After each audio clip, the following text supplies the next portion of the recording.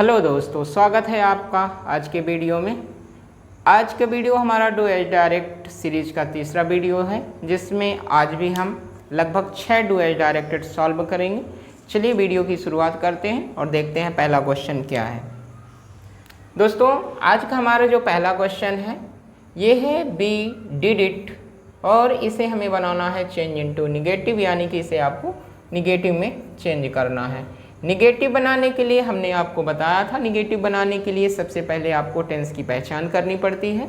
तो आप देखिए यहाँ subject plus verb plus object, यानी कि डिड जो दी गई है ये वर्ब है और ये वर्ब की सेकेंड फॉर्म है। और आप जानते हैं कि वर्ब की सेकेंड फॉर्म का यूज होता है पास्ट इंडेफिनिट टेंस के अफर्मेटिव में, यानी ये पास्ट इंडेफिनिट टेंस है। पास्ट इंडेफिनिट टेंस को जब भी हम निगेटिव बनाते हैं तो हम हेल्पिंग वर्ब डिड का इस्तेमाल करते हैं। तो चलिए शुरू करते हैं। तो ये हमने इस्तेमाल किया बी, उसके बाद हमने डिड हेल्पिंग वर्ब लगाई और उसके बाद नॉट लगाया। ये तो हेल्पिंग वर्ब के साथ नॉट लगा है, लेकिन अभी मेन वर्ब बाकी है, और जब भी कभी डिड हेल्पिंग वर्ब के रूप में लग जाती है तो मेन वर्ब आ जाती है फर्स्ट फॉर्म में।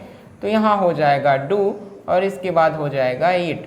तो इस प्रकार से हमारा निगेटिव बना we did not do it. अगर ये क्वेश्चन है वी डिड इट तो इसका निगेटिव बनेगा we did not do it. I hope आपको समझ में आया होगा। अगला डू एज डायरेक्टेड है if they work properly they will not be punished.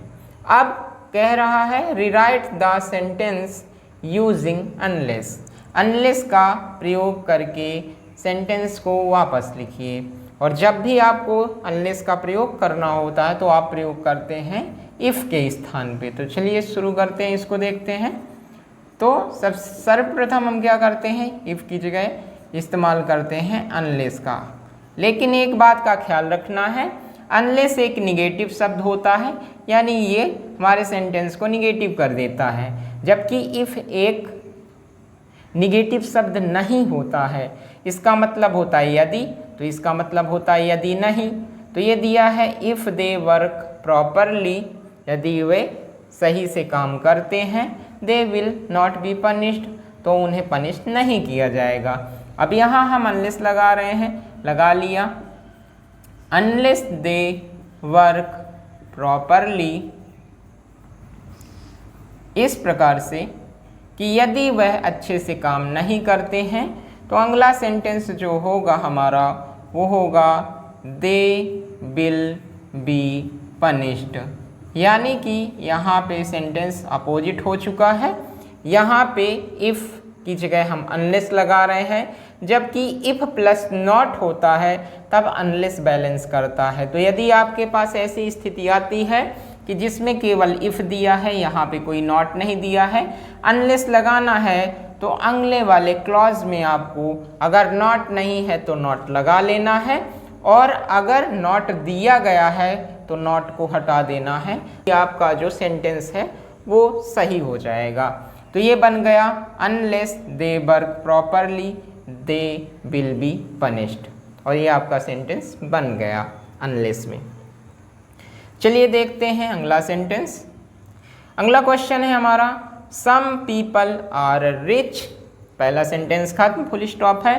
दूसरा सेंटेंस है हमारे पास दे आर नॉट हैप्पी। अब कह रहा है combine the sentences using a suitable conjunction. एक उपयुक्त कंजंक्शन का उपयोग करके आप इसे जोड़िए। यहाँ पे आप जानते हैं कि आपके सिलेबस में कई कंजंक्शंस हैं या ग्रामर में कई कंजंक्शंस हैं, उनमें से कौन सा कंजंक्शंस इस्तेमाल करें इसमें, वो आपको सोच के करना पड़ेगा। तो देखिए यहाँ पे कह रहा है सम पीपल आर रिच, कुछ लोग अमीर होते हैं। फिर लिखा है दे आर नॉट हैप्पी, मतलब यहाँ रिच पॉजिटिविटी को दर्शाती है, तो वहीं नॉट हैप्पी निगेटिविटी को दर्शाती है। और जब दो आइडियाज़ एक पॉजिटिव और एक निगेटिव हो जाता है तो वो जुड़ता है बट से। तो इसे हम जोड़ेंगे बट से। तो कैसा इस्तेमाल करेंगे हम, देखिए। पहला सेंटेंस हम एज इट इज़ लिख लेंगे, सम पीपल आर रिच। पहला सेंटेंस खत्म हुआ। अब हम अपना कंजंक्शन लगा लेंगे, but they are not happy.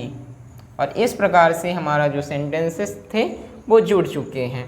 तो ये बना some people are rich but they are not happy. एक बात का ख्याल रखना है, यहाँ पे टी कैपिटल में था चूँकि ये दूसरा सेंटेंस था, लेकिन ये अब पहले ही सेंटेंस में जुड़ चुका है। तो अब यहाँ पे ये शब्द जो है, अक्षर जो है, इस शब्द का पहला अक्षर अब स्मॉल लेटर में आ जाएगा। दोस्तों आज की टू एज डायरेक्टेड का हम अगला क्वेश्चन देखते हैं। क्वेश्चन नंबर 4 जो है, इसमें आपको दिया गया है क्वेश्चन जो कि है एक रीअरेंज करना है। इसमें अलग अलग शब्दों को अलग अलग काट के कर दिया गया है और इसे कह रहा है कि आप वापस रीअरेंज कीजिए, यानी वापस जमाइए एक उपयुक्त सेंटेंस में। तो देखिए पहले हम जांच लेते हैं कि क्या जो सेंटेंस दिया गया है वो अफर्मेटिव है, निगेटिव है या इंट्रोगेटिव है। तो यहाँ से पता चल जाता है कि इंट्रोगेटिव है। अब दूसरी बात, इंट्रोगेटिव है तो क्या हेल्पिंग वर्ब वाला इंट्रोगेटिव है या WH वर्ड वाला है। तो यहाँ से पता चलता है कि WH वर्ड वाला है। तो चलिए इसको बनाना प्रारंभ करते हैं। इसको बनाएंगे सर्वप्रथम, तो चूंकि ये इंट्रोगेटिव है और WH वर्ड वाला है तो WH वर्ड सबसे पहले आएगा। हाउ, हाउ के बाद या तो मच या मेनी, तो ये आपके पास ऑप्शन दिया है मेनी, तो हाउ मेनी। और जब मेनी लग जाता है उसके बाद कोई नाउन आना चाहिए, वो भी प्लूरल में आना चाहिए। तो नाउन तो हमारे पास 2 है, एक बुक है और एक पेजेस है, लेकिन प्लूरल पेजेस है इसलिए हमने ये पेज लगाने हैं। तो ये हो जाएगा हाउ मैनी पेज, ये तो WH वर्ड हुआ। अब उसके बाद how many page helping verb चाहिए हमें, तो ये है हमारी हेल्पिंग वर्ब आर, तो ये हुआ आर। तो how many page are. Helping verb के बाद आपका आता है सब्जेक्ट, तो सब्जेक्ट में हमें लगाना है ये देयर, तो देयर हुआ। बाकी बचा हमारा ऑब्जेक्ट, तो ऑब्जेक्ट में हमारा इन दिस बुक आएगा, तो ये बनेगा इन दिस बुक। तो हमारा सेंटेंस बन गया और अंत में आपका आएगा क्वेश्चन मार्क। तो ये बना हमारा how many page are there in this book. और चलिए अगला क्वेश्चन देखते हैं। अगला क्वेश्चन है हमारा क्वेश्चन नंबर 5। इसमें Ravi and Mohan are playing cricket, एक टेंस दिया गया है और ये कह रहा है इसे आप प्रेजेंट इंडेफिनिट में चेंज कीजिए। तो देखते हैं इसको। प्रेजेंट इंडेफिनिट में आपको चेंज करने के लिए आपको पता है, यहाँ पे आप सब्जेक्ट लिखिए, तो ये है रवि एंड मोहन। इसके बाद आप जानते हैं कि ये है हमारा प्रेजेंट का कंटिन्यूअस और हमें बनाना है प्रेजेंट का इंडेफिनिट। प्रेजेंट के इंडेफिनिट में सब्जेक्ट के हिसाब से या तो वर्ब की फर्स्ट फॉर्म होनी चाहिए या वर्ब में एस या ईएस। तो यहाँ पे प्लूरल सब्जेक्ट है तो हमें प्लूरल वर्ब लगानी है, यानी कि यहाँ पे हो जाएगा प्ले और फिर उसके बाद आ जाएगा हमारा क्रिकेट। तो ये हमारा चेंज हुआ, Ravi and Mohan play cricket, ये चेंज हो गया प्रेजेंट इंडेफिनिट टेंस में। अब आज का आखिरी क्वेश्चन, क्वेश्चन नंबर 6 देखते हैं। आज के डुएल डायरेक्टेड का आखिरी क्वेश्चन है। इसमें है I was washing my hands when the telephone. उसके बाद यहाँ पे एक वर्ब दी गई है कोष्टक में और कह रहे हैं कि use the correct form of the verb. Verb की जो फॉर्म है वह सही नहीं है, इसे आप करेक्ट यूज कीजिए, यानी कि सही इस्तेमाल कीजिए। चलिए देखते हैं।